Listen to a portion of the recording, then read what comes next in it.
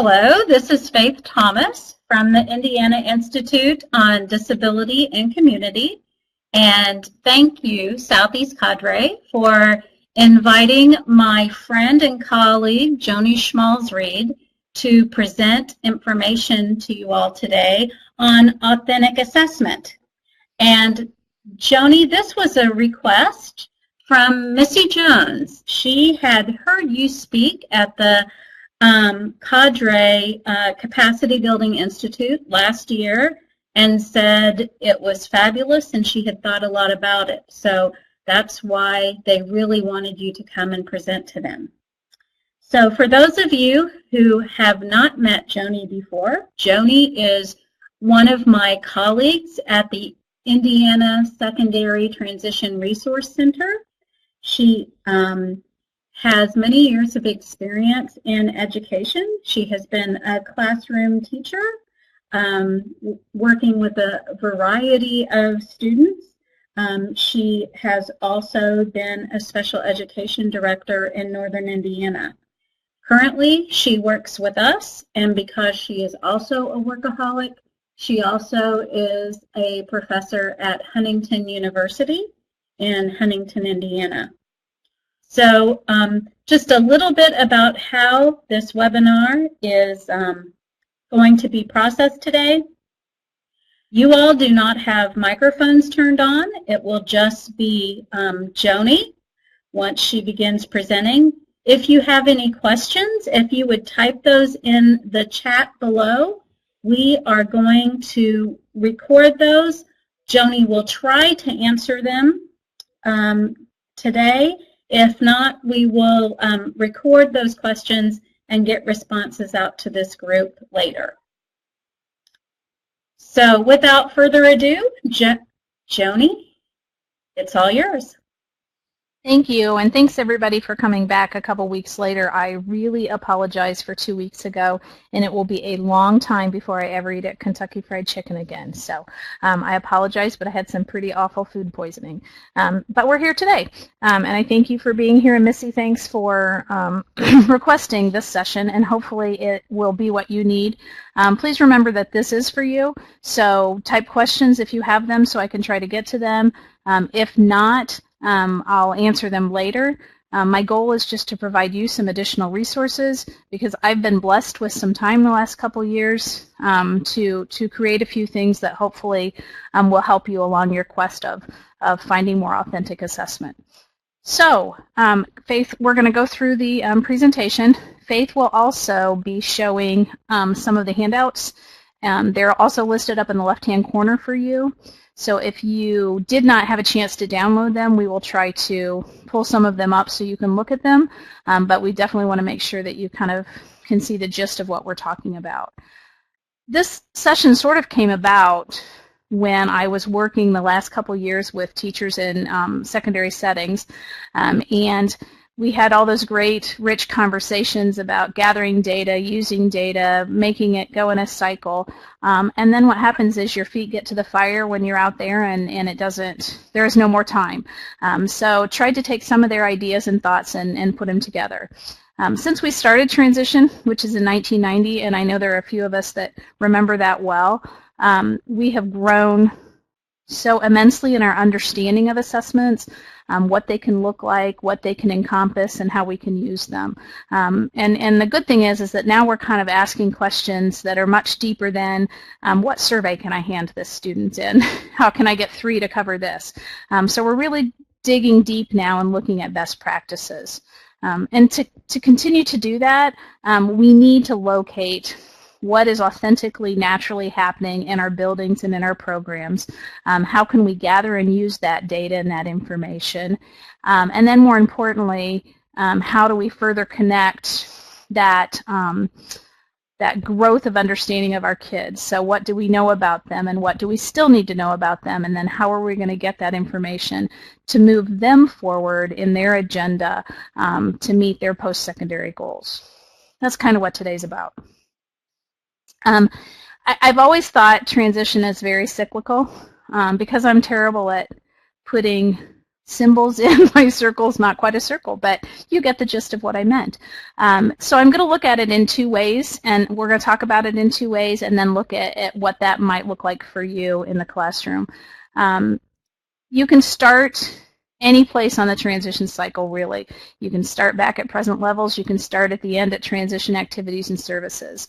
And on this first slide, that's kind of what we're going to talk about. We write transition activities and services. We align them to the post-secondary goal outcomes. We write groovy things like, I'm going to compare colleges, I'm going to research careers, I'm going to job shadow. And then what happens is, unfortunately, that sort of gets put away. And the next year we write new transition services and activities. And the point of what I'm trying to bring together here is that how can we gather the data from those actual services and activities, which should have been driven by our transition assessments and what we know about our students, and gather more information. We tend to sort of sometimes ask our kids the same questions over and over again. So you can start from transition activity and service. Then we have to look at, again, how am I gathering the data from that? So if that student does go on a college campus visit, if they do go to career fair or career night, if they meet with a military recruiter, how are we getting that information back? And that's kind of where all of the handouts came from. It was, I'd be someplace and I'd be reading a transition IEP, or I'd be online reading a transition IEP, and I'd see wonderful services and activities, and then wondered how are we pulling that forward the following year. So if we start with our activity and service, and we determine how we're going to gather that data, then we can summarize that data, and that can become next year's transition assessment, or one of a plethora of transition assessments. So again, instead of handing a student, downloading a survey from the matrix, which is wonderful, but instead of doing that, if I authentically went out and participated in something, really get my feedback, find out what I thought. Did I like this? Did I not like this? But again, we have to put form to that, unfortunately, or it just becomes another loose conversation that we have with our students. So if we can find enough authentic resources to do that, our services and activities that we wrote in this year's IEP can become part of our assessment, transition assessment summaries the following year. The other thing I think that's super important when you look at this kind of a cycle is showing kids that we are really trying to connect the dots for them. I'm not just giving you something to do to give you something to do. So we don't want to write those services and activities and then put them away.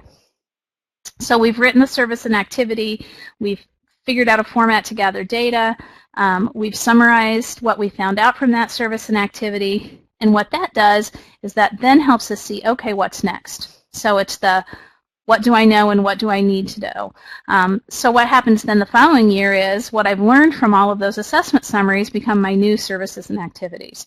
And I think that even though we intend to do that, I don't feel like we always are able to make that connection.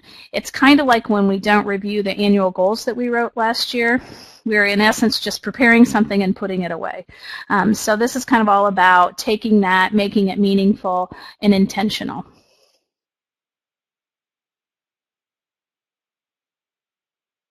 Oh, and my computer just locked up, Faith. Can you still hear me? I can hear you now, Joni. You were fading in and out. Yes, I can hear you. Okay, now I got it back. Sorry, I'm having weird computer glitches. Okay, now I'm going to go to the next slide. My apologies, but it locked up for a second. So the second way to look at this cycle, thank you. The second way to look at this cycle is, the second round here is, first, to identify and summarize the findings from your age-appropriate transition assessments. So again, I gave some assessments. Here's what I found out. 2, I'm going to take that information to support my next transition services, or I might even take that information to support my next measurable annual goals. I'm going to gather my data, and again, it always leads me back to what do I need to know, and that's the new age-appropriate transition assessments. So you can start again anywhere in that transition cycle and keep going around and saying, what do we know, what do we need to know, and how am I going to get you there? So they're pretty much the same thing, but starting at different points. So no matter how your brain wants to wrap around it, it's about taking that information, within transition assessments and transition services and activities, and having them cycle themselves around for the 4 years or the 6 years. The other thing that this does is it allows us to stay away from being repetitive. We're not just grabbing a survey and handing it to a student and asking the same questions over and over again, which is sometimes why our kids bail on their buy-in of transition services or surveys or assessments, is because we're not making that authentic connection for them.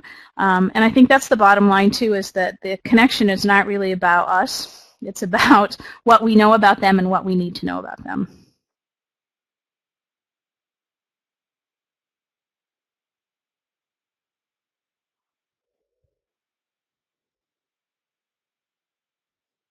Okay, so no matter how you look at it, we always should be Joni, looking... we have lost you again. Can you hear me now? Hello?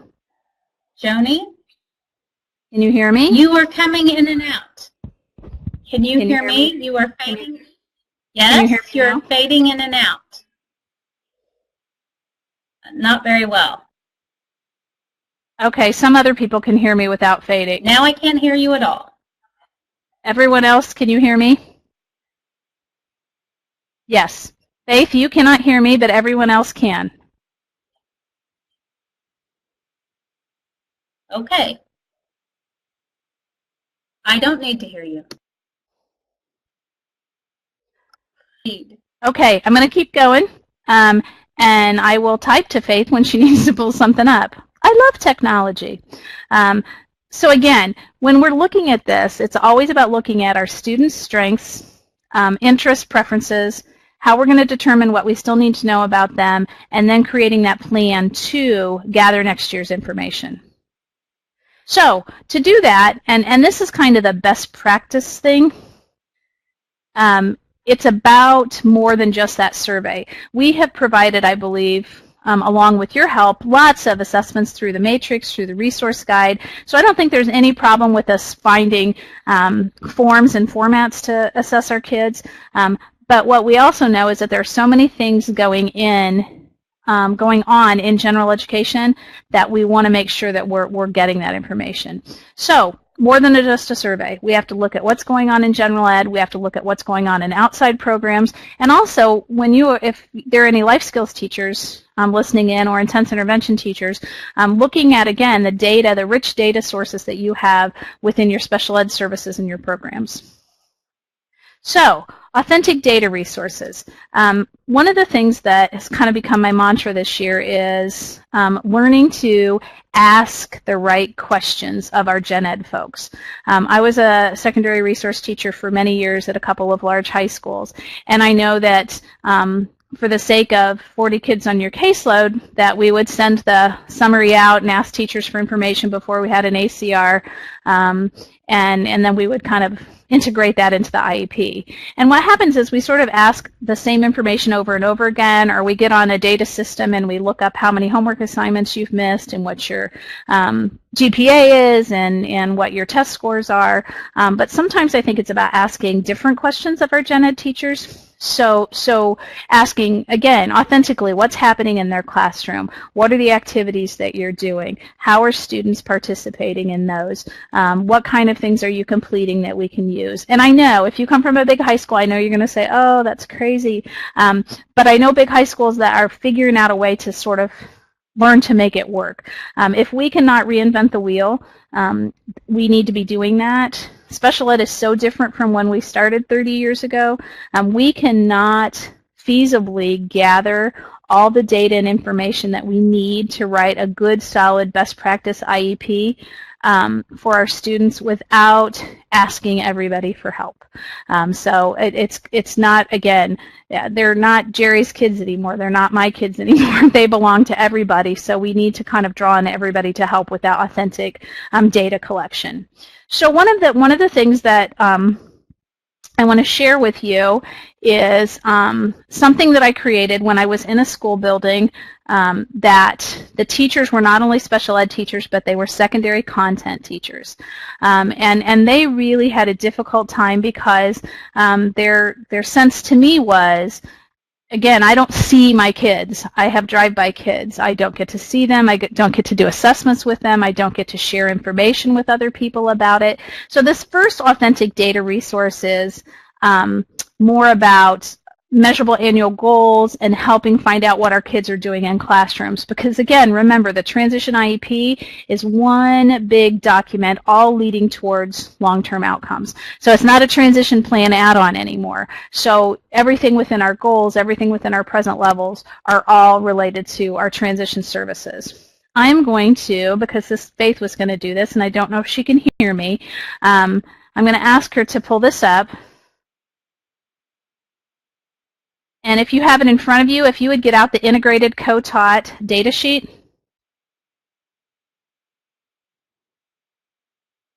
Oh, she can hear me now. Life is good. And I want to look at this for a second. And I was actually in Hancock Medicine yesterday, and we talked about using this, and teachers were pretty excited. One of the things that happens, again, is that we feel solely responsible. I'm solely responsible for monitoring all your data. I'm solely responsible for writing this IEP. Technically, yes, and I saw Cheryl was on there, so I know I've got a director in the building, in the house. So yes, you are the teacher of record. You are legally responsible for the IEP. But we want to make sure that you have other resources to gather data because it's, again, literally impossible. So this first thing we're going to look at is less about a transition service and more about data collection, but I would be remiss if we didn't look at it. And again, it was created and it can be tweaked in any way you so wish. You can fix it, you can change it. But what happened is a lot of schools I go out, I might be co-teaching in math and Faith might be co-teaching in English, and she sees 10 of my kids during the day and I see 6 of her kids during the day, but we don't have any time to talk to each other. We don't know what the goals are for each of those students. Sometimes the gen ed teachers don't know what the goals are for those students. So this resource is really just about, if I'm in an integrated or a co-taught setting, more inclusively, how can I monitor kids' goals? How can I find out what's happening? Faith, can we make that a little bigger? Perfect. So if you look at this, it's got a data legend that can be anything you want, and they put the student names, multiple teacher of record, so this is just my sheet. If I'm out in math class, this is my sheet. I know what who the student is, I know who needs this information, I know what the goal is, and I know if there are any conditions or accommodations, and then I have a place to put data points. And I have a couple buildings this year that are using this, and they're tweaking it, but they are definitely finding that they are getting much more authentic data in this respect for measurable annual goals by having something like this. It's more than just pulling a kid out and say, here, read this and answer 10 questions for me, or show me you know how to do this formula. They wanted to try to gather it in what was naturally happening in their classroom. The other thing that happened, which was kind of a weird outshoot, was there was a teacher who went to a good gen ed teacher and said, hey, here are 5 kids that you're going to have. Here's kind of what the goals are. Here's what I'm looking for. Can we work together? And that teacher indicated to me that they're having great success with things like getting writing prompts, getting even some services and activities. If they do some kind of a research on a career, my long-term goals, they're getting information back because they sort of put this right up front, file folder, throw stuff in there. You don't have to analyze it or anything. You just have to somehow get it back to me. So this format is really for those of you maybe who are just out there in integrated co-taught settings, seeing lots of kids, not necessarily your own kids, and having the opportunity to gather data to give to your colleague or your peer that will help them when they go about writing their next transition IEP. Okay, any questions, please type them. I see somebody's typing, so let me know if you want to know anything. Okay, in the box that says dates, is this where you would enter X? Yes. I think the way that they did it, I think they might have actually, I put 6 data points when I created this because I'm all about 6 data points, and it's because I'm a weird data geek. But I think what they ended up doing was enlarging the boxes, splitting them in half, and they put the date that they did it, the date that they collected the data, and then if there was a legend to go with it. So if it was observed, not observed, collected hard copy. So they put the date and then what they got. Good questions. And they said that the box wasn't big enough. So I think they made a cut data points down to 4. And you all do them differently, and that's certainly your call on how many data points you collect. The other thing is that, you know, the number of data points depends on what you wrote on your goal. So you can kind of mark out if you only are going to collect 3 data points or 4 data points, or just put as many as you need. Thanks, Kathy. Good question. Okay, let's go back to the PowerPoint. So this is just one thing that may help in a timely manner of gathering data. All right. Hey, P-Rock, thanks. Okay, so how to get the stuff, activities, we talked about that, and again, how to share that information. Again, this goes back to what we just looked at, monitoring those annual measure goals that are taking place in gen ed classes.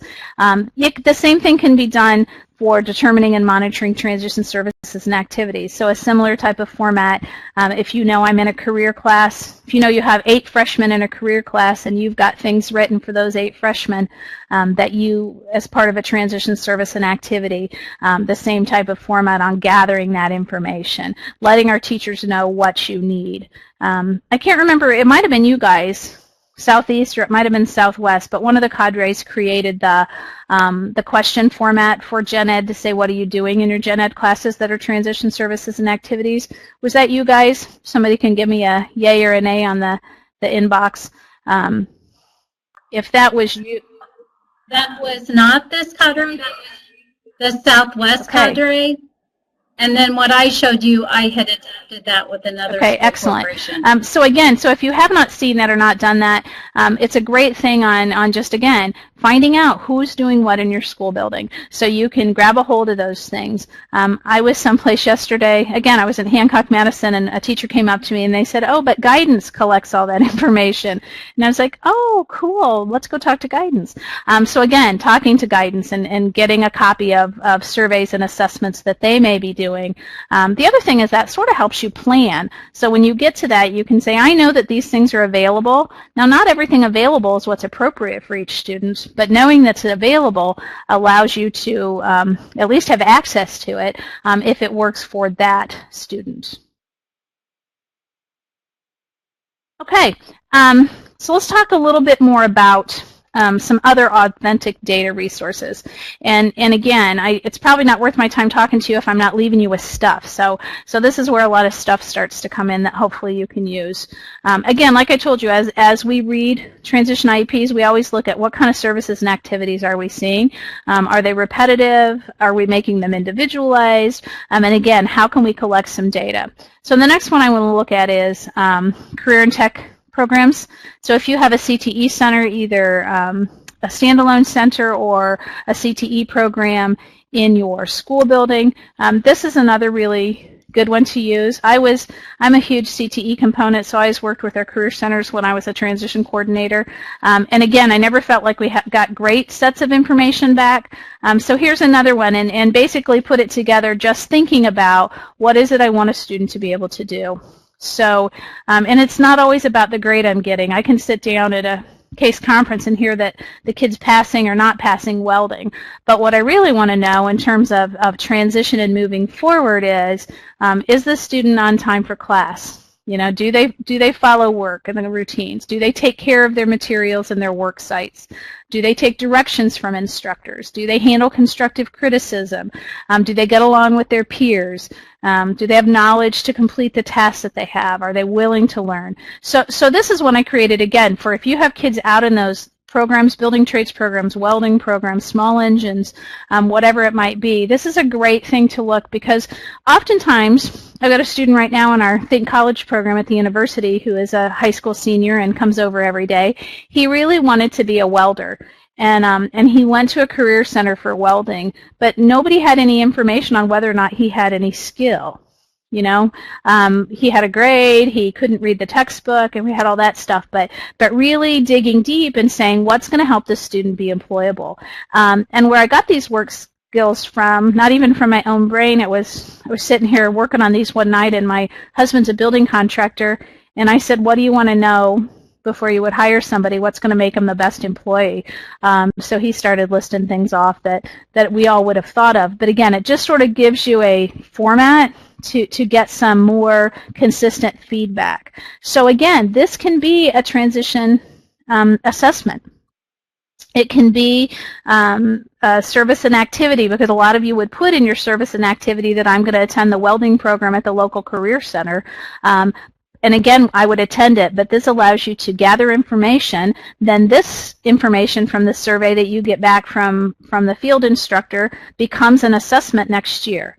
So again, I don't have to give you something different about employment if what I'm really trying to find out this year about employment is whether or not you have the skill sets for the job that you are training for, or for the career and tech area that you are training for.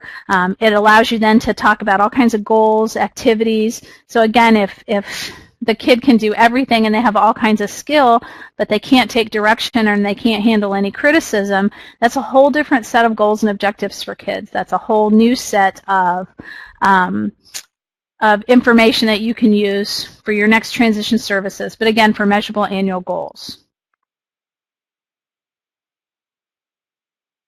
Okay. All right. So, Kathy, I think yours is for the next one, so we'll talk about that in a second. So this is CTE. So we'll go back to the presentation phase.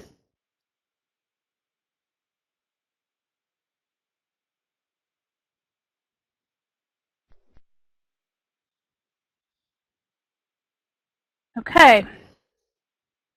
Another one area, and again, we're just going to kind of crank through these, so please ask questions. Yes, you can print these out. They should all be PDFs, Lynn, and they are yours to take and use and switch. The reason, again, they're in a good format is because for you to use them, they have to have a title, and you have to be able to reproduce them, which is why it's important. Not that I want to give people more paperwork, but we know that that's what's required when we have transition assessments or we use that follow-up from services and activities. So absolutely, they are yours to take.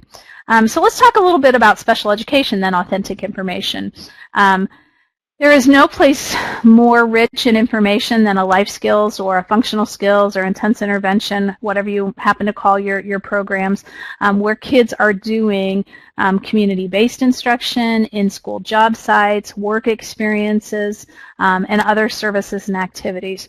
So Faith, can we pull up the one that says in-school job checklist data sheet?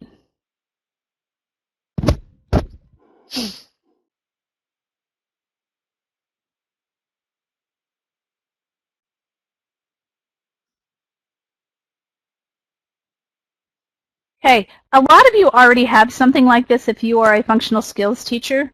And the nice thing about the Indiana IEP now to me is that, and just the whole transition services and activities, is that functional skills teachers for years have felt like they had to write 30 goals because you teach all day long. Every moment you're with a kid is a teaching moment. So the nice thing about this is that I can put an in-school job placement as a transition service and activity, and then I can put a narrative and I can give a little explanation of what it is. But again, I feel like we have that obligation to follow up and say, okay, I did an in-school job activity, but what did you learn about it? Did I like it? Was I able to do it? So this is a little bit different, and I actually have some other ones in the works for in-school job sites, and I don't have them all done yet. But this one is for, here's the student, here's my placement, here's when I work. Again, just did a legend that some would use, which would be, I do the skill independently with a verbal prompt, with physical prompt. You can change those to fit whatever works for you. But again, you can task analyze a job here. You can have specific objectives for a job. You could make it benchmarks. But you are gathering that, again, that authentic data on the job site. And then under notes and comments, you can talk about things that were working and not working. So if, I do everything but find something to do when I'm done, kind of like the CTE checklist, and you can see, again, where I'm at, what we need to work on, and what we need to do going forward.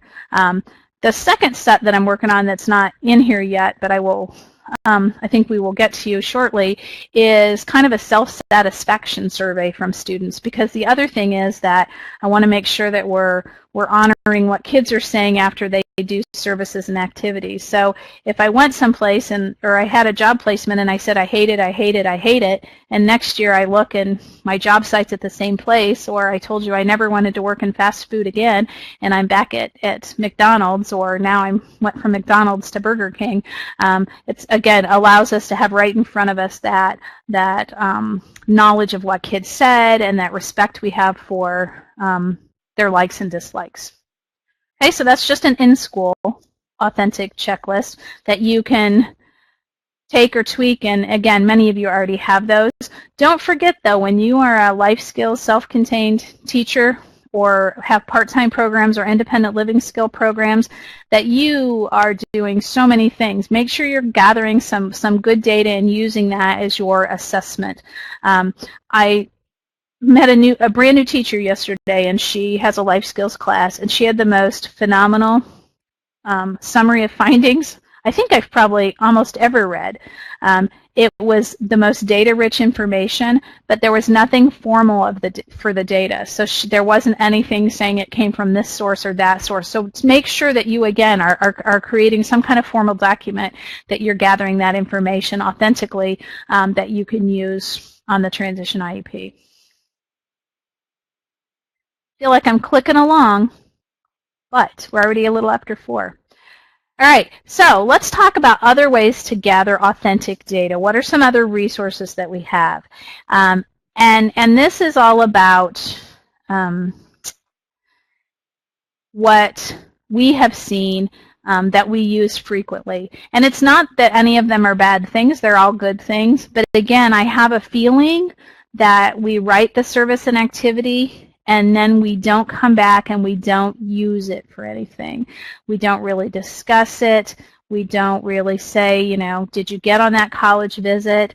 And part of that is, you know, we've said and made the statement that a transition service and activity, we have an obligation to support it. So if the parents want to go on a college campus visit, you know, our part of that pie is connecting you with the disability services, telling you, you know, connecting you with guidance and what are places that have the programs your student might be looking for. But because it's not a hands-on type of thing for us a lot of times, again, we're not going back and digging in and saying, what did we find out? How does that help drive where you want to go next and what you want to do next time around? So I thought we would just look at a few of these so you can kind of see how they're formatted and whether or not they do or don't meet your needs. So Faith, do you want to pull up the on-campus college visit? I have been pleasantly shocked at how young we take kids on college visits. I go some places where kids, well, actually we had kindergarten and first graders on Huntington campus this year, but a lot of middle school kids are going on college visits, which is very cool. So this can be done in a variety of ways. This can be for that kind of an experience where you take your whole class or the whole school goes and visits a college campus to encourage post-secondary education. This could be something where through my last transition assessments, we learned that I want to go to either IU or Ball State, and parents say, yeah, we're going to go on a visit to both places. This can help students then give back some reflection, think about what they're doing, not whether or not it looked like a great party school or there were cute girls on campus, but what other things did I find out? So this is just a reflection of things that you might want a student to look at. Where I visited, where the campus was, how many miles from home, because again, sometimes kids don't quite have a good handle on that. How much does it cost to go there? How many kids go there? What am I interested in? And requirements, and again, this kind of helps with when we are looking at and talking about that kid with a mild cognitive disability or that kid with a moderate cognitive disability, and you're kind of saying to yourself, this student probably isn't going to go to college. But instead of saying that, sometimes helping kids understand what's the requirement. It's leading them to that point of, okay, maybe I can't go here, but maybe I can go there. Maybe I can't do this, but maybe I can do that. So sometimes we just need to guide kids through that decision-making process without sort of tramping on it and saying, gosh, that's not possible, and helping them see. So if I need to have this SAT or GPA, and then you have the student pull theirs out and you look at it, then maybe that helps them with that decision. Is that something you can conceivably do or not do? Is there housing? And then what did I like or not like about it? Are there disability services available? And what do I need to find out more about? And after I got done here, am I still interested in this? Because again, a lot of kids, when I took my son for college visits, he had pretty strong feelings afterwards. Yeah, no, it's a place I'm interested in or not interested in. So this is just one way. Again, I see a lot of college campus visits. If you do this as a whole class, one of the things you could do is, actually everybody could use this. You could, you could prep them with, here's some information we want to find out when we get there, or maybe let's do some research prior to even going. So before that student goes or before that class goes, what's information that they can learn about that institution? All right, Miss Faith, how about we pull up the one on military?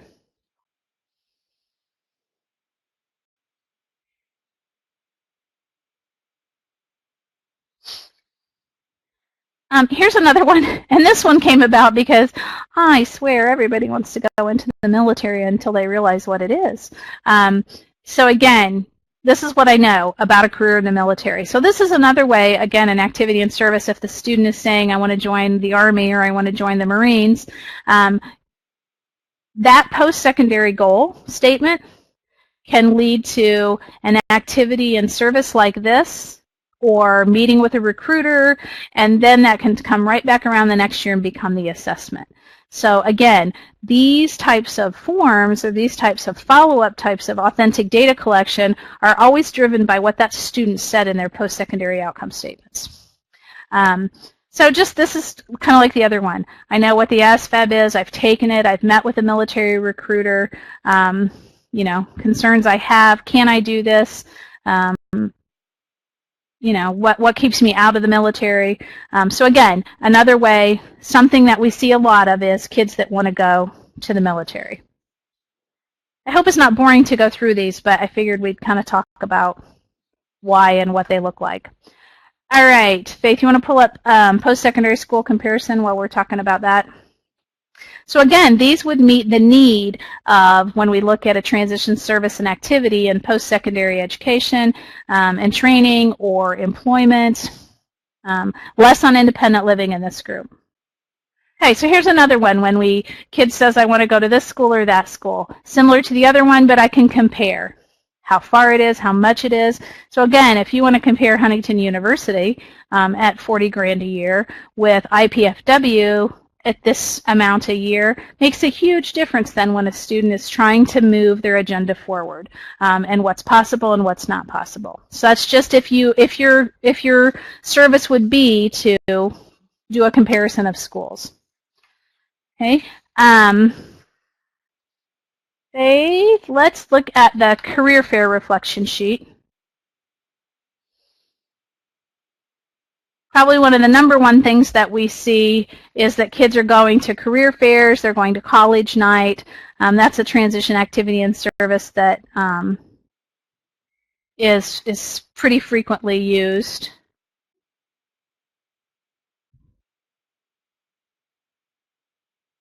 Okay, Faith, can we go to career fair reflection? Joni, I do not see it in my upload. Let me look just one more time. I may have to send that. It was. Can you tell me one more time? I'll talk about it. It's no worries. And then I'll make sure that we have all the right ones. I don't see it either now that I'm looking at that. Okay. It was, oh, nope, I do see it. I see it on the left side. I will upload it. You guys aren't seeing the box, you don't see the box? when it shows select document to share. Do you see that? Guess that's a no. I will upload that in just a second as you show the next one, so we can come back to it. Okay, so let's do college technical school initial review. Okay. A lot of times at the 8th grade and 9th grade level, we see a lot that says, I just want to, I want the kid to start to look at this. I want them to know what they could do in a college or tech school. So this is just kind of an initial review. And again, you guys, I apologize. None of this is really rocket science. It's all stuff you could have thought of yourself. It's just, again, I was blessed with time and a lot of really great questions from teachers. So here's one, just kind of an initial review. So when you talk about what are we doing with our 8th graders and what are we doing with our 9th graders? Oh, now we went to career reflection sheet. Sorry, I'll put it back. No, we're good. We are special ed. We're special ed people. We are so flexible. So career fair reflection sheet.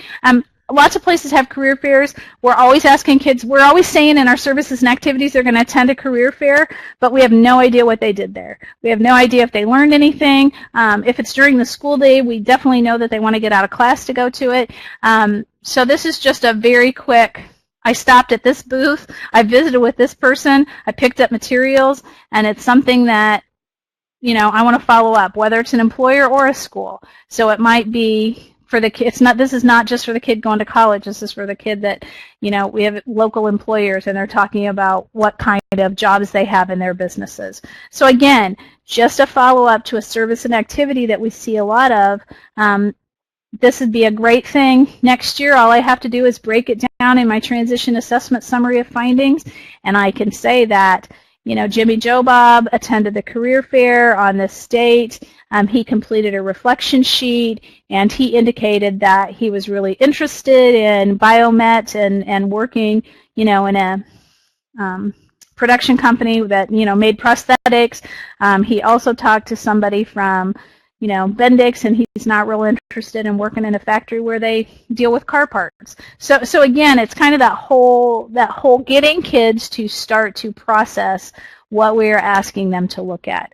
Because I think we've done a really good job at identifying what we want them to look at, but I don't know that we've done the job that we can or probably need to in following up and helping them synthesize that information.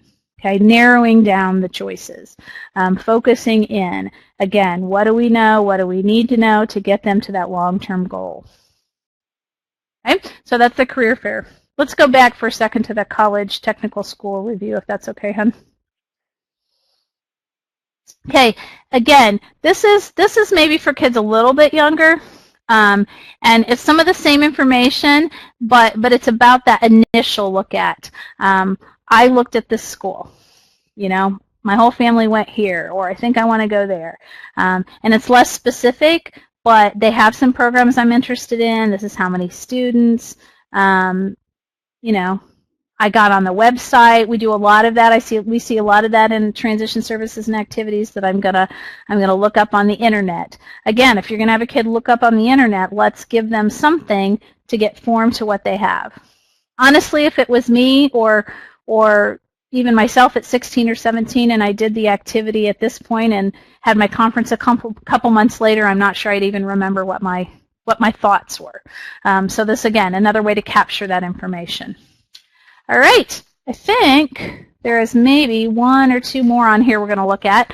You want to look at the career job comparison one?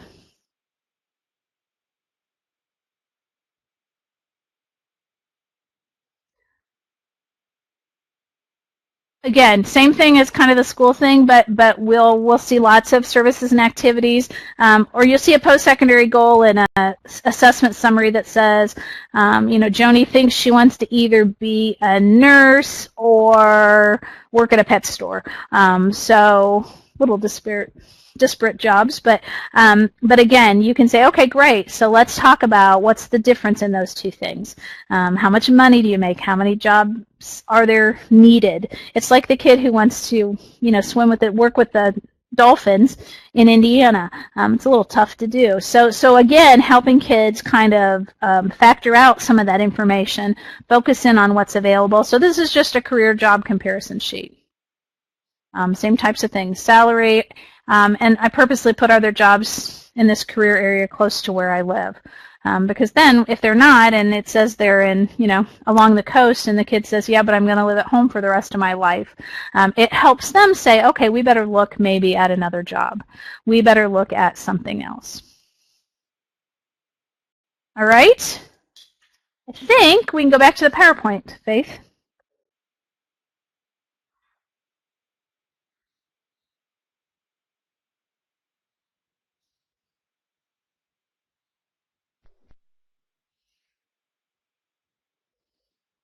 Oh, or the beginning. We'll go to the end.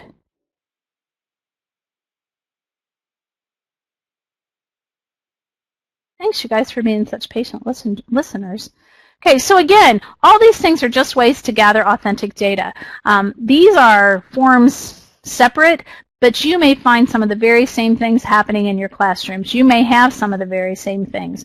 I believe real strongly that we have got to help our kids move their agendas forward, and we have to make sure that the activities and services that we are doing in transition are meaningful and intentional, because when we first started with all of the Indicator 13 stuff, really it was about a method and madness. Okay, I got to make sure I give you a survey on this, and I got to give you a survey on this, and I got to give you a survey on this.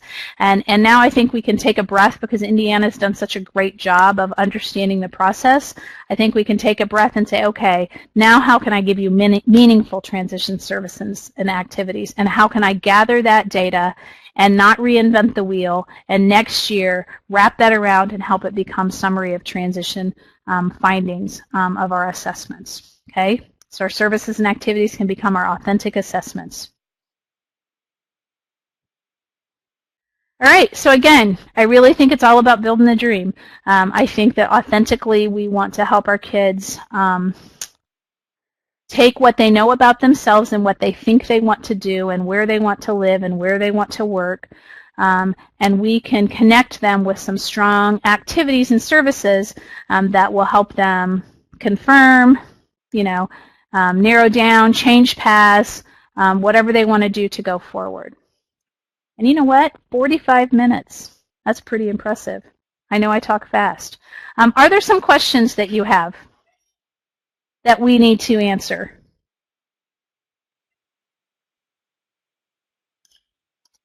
Lynn had asked for my hopefully email, you feel like, and I am putting that at the bottom. You can certainly email me if you need any of these resources. I'm going to turn off my microphone again so there's no feedback. Joni, you might want to talk a little bit about the matrix since you referenced that initially, in case any of these folks aren't familiar with it. Okay, I absolutely will. If you are not familiar with the matrix, it is a wonderful resource. I know that many years ago we all got the transition resource guide from the Indiana Secondary Transition Resource Center, and what one of the cadres did 2 years ago was they took all of those resources and they put them on an online matrix. Hopefully you've accessed it. If not, you can go to the Indiana Secondary Transition Resource Center website, and it is right there on the very front page, and you can click matrix. And basically what it does is it lets you drill down to find the transition assessments that you want. So you can drill down and you can find, you can say I want an employment assessment for freshmen and sophomores, for kids with moderate to severe cognitive disabilities. Search and it'll bring those up. These will all be put on that matrix, so they will become a part of the matrix of assessments that you can use. Again, what's important to me is that we learn to connect the activities and services to things that can become transition assessments as well. Okay, Kathy has a question. So we can count the data we collect throughout a school year as one of the transition assessments when time for the ACR. Kathy, I'm going to assume that you are a more of a functional skills teacher, And I think that, again, if it is data that you are collecting from a transition service and activity, so if I'm doing an in-school job placement and I'm also doing cooking twice a week and you're going out for community-based instruction so I can learn to access my local community and resources, if you gather that and summarize that data and you have it in a format, yes, you can. However, I don't want you to rule out using other assessments or surveys, because remember, it's always about what do we know and what do we need to know. So sometimes that information you have in your classroom is going to tell you what you need to know, but sometimes there are other things that you're going to have to reach out for. So you may still, especially if you're an intense intervention classroom in a middle school, you may still need to get some parent input for that. You know, the fear always, it's kind of like if you gave people a menu of measurable annual goals, we know that that would be it. It's about taking a combination approach of what we're doing with our students. So it's never about, I'm just going to talk about what we do in my classroom. But that absolutely can become part of your assessment data.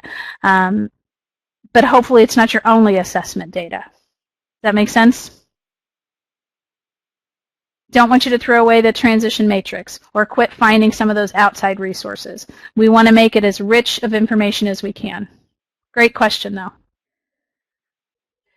Anybody else have any questions? The other thing I would ask you to think about as you go forward is, as you are thinking of activities that you really like, or you find some really neat things that are helping your kids move their agendas forward, let us know what they are, because that's what Faith and Jean and Mary and Teresa and I, that's kind of what that's how we like to try to support you, is we like to say, okay, this is what you need maybe to help you have a more fluid system and more meaningful information. So we are very lucky to be able to do that.